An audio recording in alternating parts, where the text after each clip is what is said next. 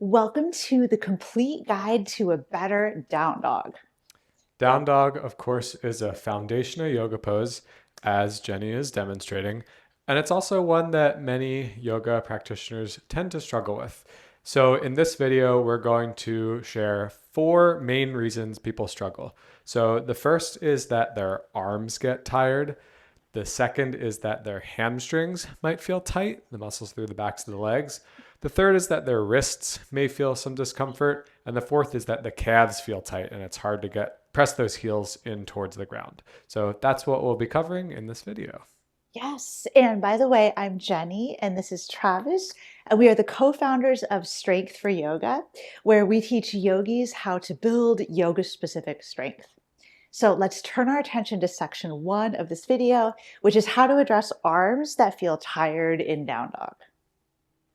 So let's talk about how to address arms that feel tired in downward facing dog. So our first tip about this is actually an alignment tip, which is that in downward facing dog, the shorter your stride, the less your arms actually work. So that can often be helpful, right, Travis? That's right. Do you want to show Yeah. So often kind of like a basic starting length for down dog is to start in plank distance and then press back. That's kind of like a base for down dog. Mm-hmm. But the arms have to work quite a bit here.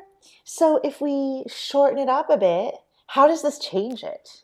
The reason that this is a little bit easier is because it shifts some of our weight back into our legs. And you could imagine an extreme case where you've walked the hands so far in on your down dog that now you're in a forward fold, which we know is a weight-bearing pose through the legs more than the hands, even if we're palming the floor. So the shorter down dog is just a small bit of shifting the weight back where that extreme would be you're in a full forward fold. Right. But if you experimented with like slightly shortening your stride, that may just take a little load out of the arms and make the pose overall more easeful. So that's just one alignment tip.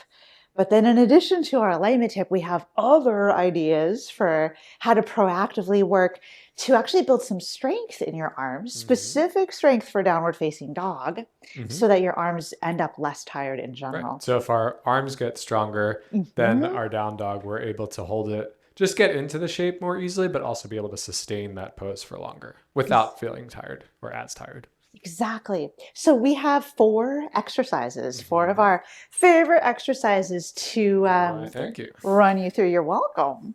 And this is our first shoulder strengthener or arm strengthener that we find to be really relevant for downward facing dog. This is an overhead press, and this is specifically a single arm overhead press.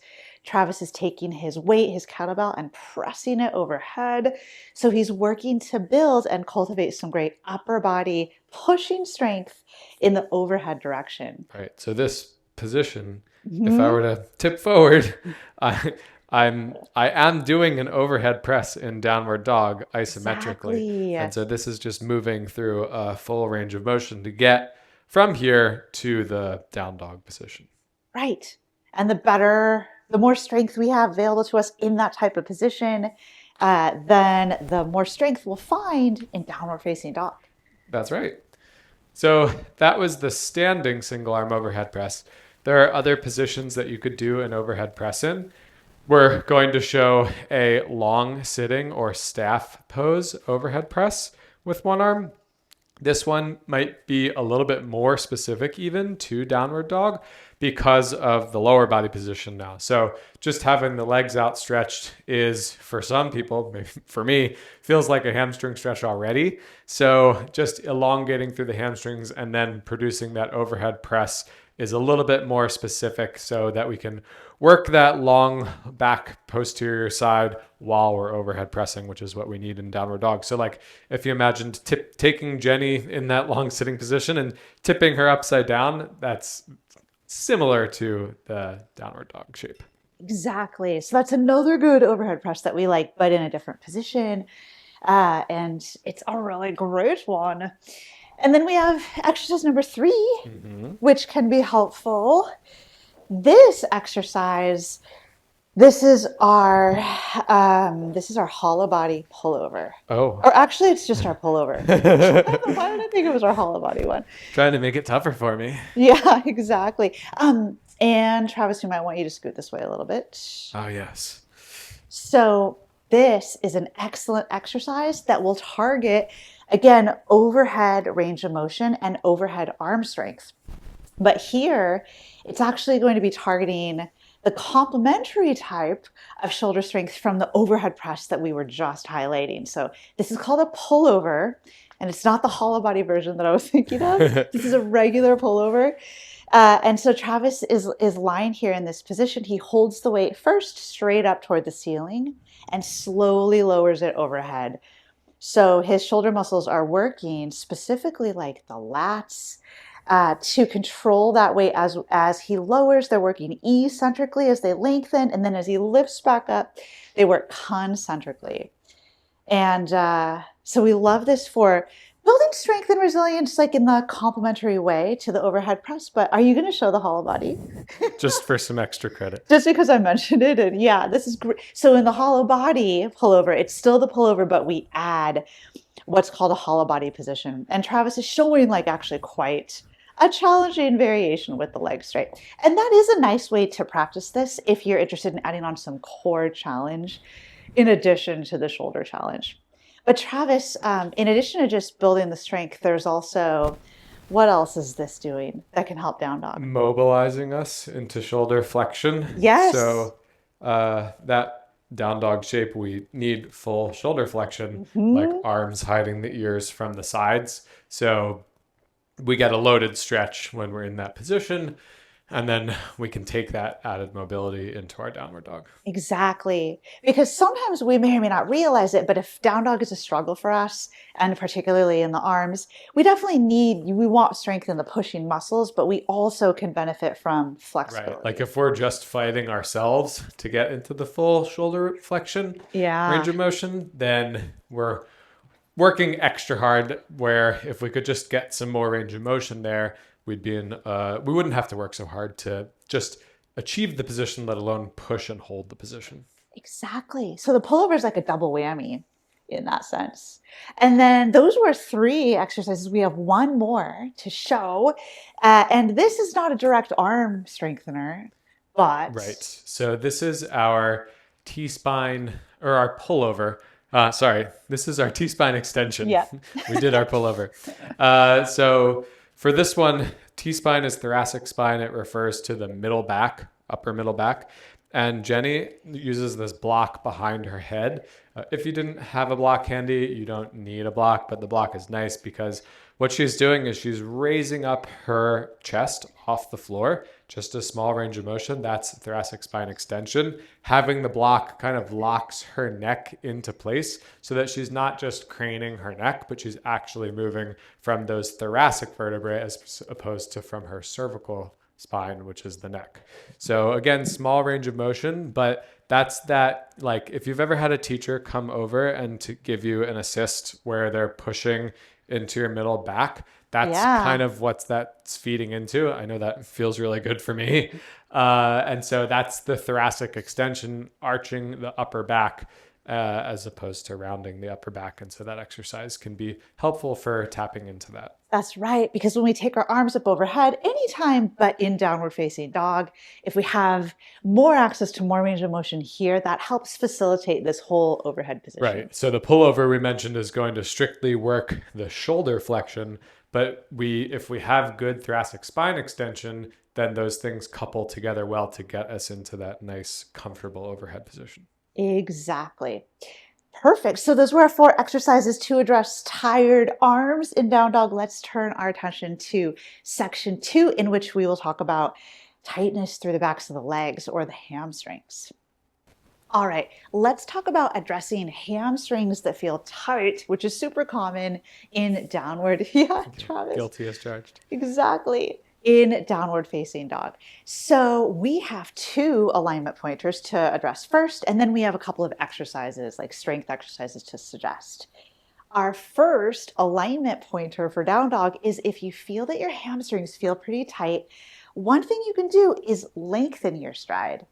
And you might remember in part one, we said you could shorten your stride So if the this is arms, the opposite. exactly. So we said you could shorten your stride if the arms felt tired, but if your hamstrings feel super tight, you can try to lengthen. See how I walk my feet back a little bit? You can lengthen your stride a little bit and see if that eases up on the sensations you feel. Why would that help? That would help because if you think of like your body as a tent, the tent is your degree of hip flexion. So if you lengthen that distance between your feet and your hands, you're actually going into less hip flexion, which means that your hamstrings don't have to stretch quite as much. Right, right. So it's just like reducing the stretch. So it's one variable to maybe play with, Yeah.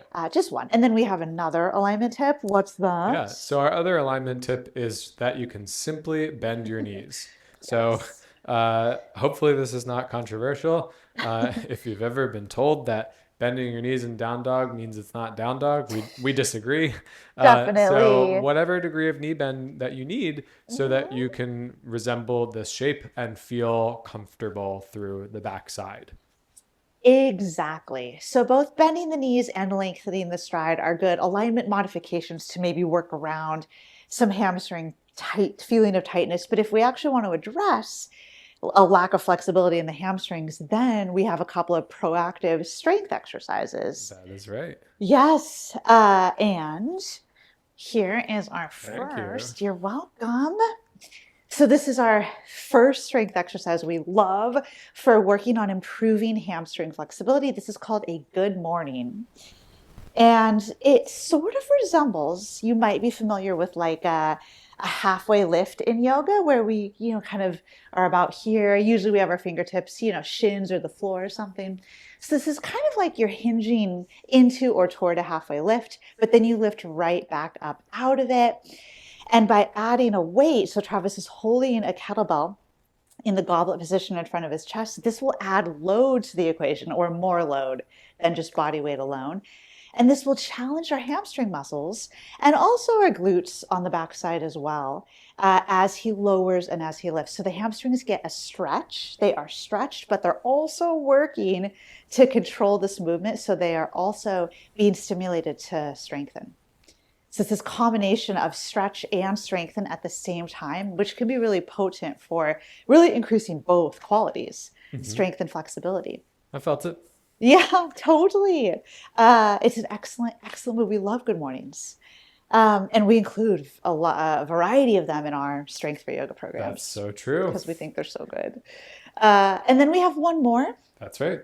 exercise that we think is great for targeting hamstring flexibility, but also overall posterior chain, right, Travis? That's right. Yes. So this will get not only the hamstrings, but also the whole back side of the body. I think I thought you were like 6'4" when I put those blocks in. So we call this the Jefferson curl. And this is basically a loaded spinal roll down and roll up. So we have Jenny standing on yoga blocks so that she can get a little bit more range of motion. And she just holds the kettlebell and rolls down one vertebrae at a time till she feels a good stretch through the hamstrings and then rolls back up from the bottom to the top of the spine. So we're getting a hamstring stretch, but like we said, we're also getting a stretch through the spinal erectors as well in that bottom position. And Travis, you could do the Jefferson curl body weight or adding, like here we're Sure. holding a weight because that's like our style in strength for yoga, but you could Sure. do a body weight Sure. roll down, but adding load. Yeah, when the kettlebell gives you a loaded stretch. And so this is a 20-pound kettlebell. You can work up to a pretty heavy weight, but you don't necessarily need a heavy weight to start. That's right. Yeah. And any exercise that's new, it's a good idea to start lighter and then progressively work your way up. But Jefferson curl, great for creating flexibility through the hamstrings and mobility through the spine, Yep, the whole posterior chain. totally. Yeah, it's a lot of bang for your buck. So let's turn our attention to part 3, where we will talk about addressing the wrists in downward dog. Let's talk about how to address discomfort in the wrists in downward facing dog. For this topic, we have an alignment pointer for you for this. And then we have 3 of our favorite wrist strengthening exercises, which all of that can be super helpful for this. Yeah. So what's our alignment pointer? Our alignment pointer for this one is actually very simple, and it's just to do our downward dog with our hands on yoga blocks. So we're talking specifically about the wrists here. If you have discomfort in your wrists, this is a great tip because similar to how before where we shortened our down dog and that unloaded a little bit or shifted the load to our legs, elevating the hands also does the same thing. But what's neat about this is that we didn't have to shorten our down dog. So this checks a lot of boxes because if our hamstrings are also feeling tight, this can be beneficial. It can also make it easier if we're feeling tiredness in our shoulders. So it kind of crosses all the boxes off in terms of all the particular things that could be plaguing us. So I love hands on blocks. Me too. It's often my favorite way to practice down dog. I just like that elevation. But yeah, it really checks off a lot of boxes. And also, if for whatever reason having the hands straight down on the floor is you feel like you can't get good traction on the floor, having the blocks and being able to wrap your hands around them a little bit might give you a sense of gripping the floor that you can't get otherwise. And if you're gripping the blocks, that tends to activate the muscles around the wrist, and that can just help the wrist feel more supported and maybe a little more comfortable in your down dog. Totally. So that's our alignment tip. And then we've got our 3 favorite wrist exercises. What's our first one? Our first wrist exercise we call the wrist flexion push-up. So for this exercise, Jenny starts with her hands on the floor, and then her fingertips, or not tips, her whole fingers stay on the floor as she lifts her the base of her wrist off the floor. So she's going from a position of wrist extension to a neutral wrist position. And when you go from extension to neutral, you're working the flexors on this side of the forearm. That's right. So really good way to target like the underside of the forearm and build some strength and resilience here. Yep. And then do we have one that targets kind of the opposite? We do. So we call this the wrist extension push-up. And so now for this one, Jenny starts with on her knuckles in a fist position, and then she lowers down into a position of wrist flexion, and then she extends to get back into the knuckle position or the fist position. So this one is working the opposite side of the forearm, and the combination of these two just works those muscles on either sides of the forearm and wrist, which could create some more strength and control and awareness and comfort in your downward dog. Totally. And for sure in our down dog, but also kind of in all of the wrist weight bearing we do in yoga in general, which is a lot of poses. Totally. It's so good to take some time to give the wrist attention. We have one more wrist exercise We do. that Travis is going to show us. And this is a dumbbell wrist rotation. That's right. So here, it's not flexion or extension, it's actually rotation, which is technically pronation and supination. And it's targeting up toward the elbow and along the forearm toward the wrist. So Travis holds one side. He's holding the dumbbell offset, so not in the middle. Yeah, if I did this is doing nothing. Yeah. But if I do this, then the weight is actually trying to bend me in that direction, and then I have to counteract it. Exactly. And same in the opposite direction. So he's trying to hold everything else super still and really just isolate this pronation and supination. We are showing this with a dumbbell. We like, and you don't need a very heavy dumbbell for this. Yeah, this is 3. This is a little light. Probably 5 would be a good place to start for most people, I would say.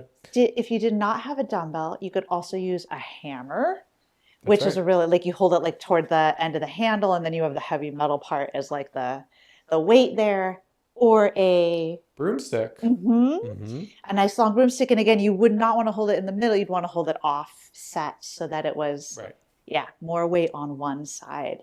And then the other little piece of this puzzle, another reason I really like this wrist rotation for down dog specifically, is we're mobilizing from supination to pronation. And down dog is a pose of pronation. So the more range of motion we have in this is pronation, the more comfortable we tend to feel through the upper body. Sometimes people have a hard time. They say, spread your fingers, feel your whole hand into the floor, and people's hands tend to come up. Not a big deal, not the end Yeah. of the world.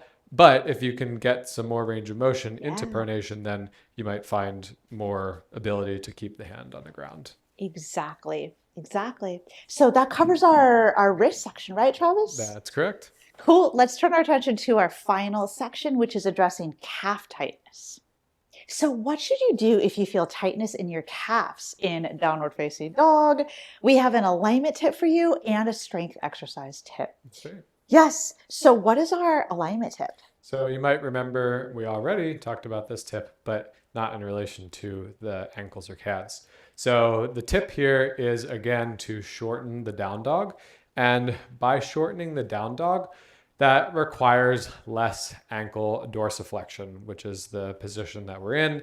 And that's the stretch that we feel through the calf. So by shortening, it puts our tibia, our lower leg, a little bit more vertical than it would if we were farther forward. And by being more vertical and less tipped forward, we need less dorsiflexion range of motion. Yes. So, shortening up your down dog a bit could be an interesting variable to play with for tight calves. But Mhm. what if we actually want to address calf flexibility in general? Yeah.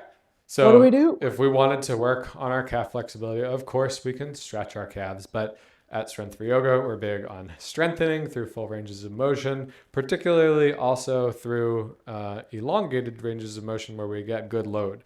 Mhm. So for this exercise, we will recommend a deficit calf raise. So the deficit part is that Jenny has her toes elevated on yoga blocks. If you didn't have yoga blocks handy, you could also really easily do this on a stair or a step.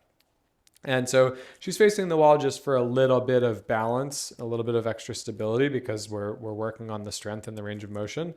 The step allows her to actually descend her heels lower than her toes. So she gets a really deep stretch into a deep dorsiflexion, and then she lifts up onto her toes. So we're strengthening the calf muscles, but we're also mobilizing the calf muscles. And if we do this and practice this over time, that will transfer favorably to ankle range of motion and then transfer into our down dog and feeling more ability to press our heels towards the floor. They don't have to touch the floor, but it can be a nice thing to work towards. Absolutely. Thanks so much for explaining that so well. And with that, those are all of our tips for you in our complete guide to a better down dog. And if you appreciated this content and found it helpful, subscribe to my channel so you can stay up to date on all of the tips that I/we share.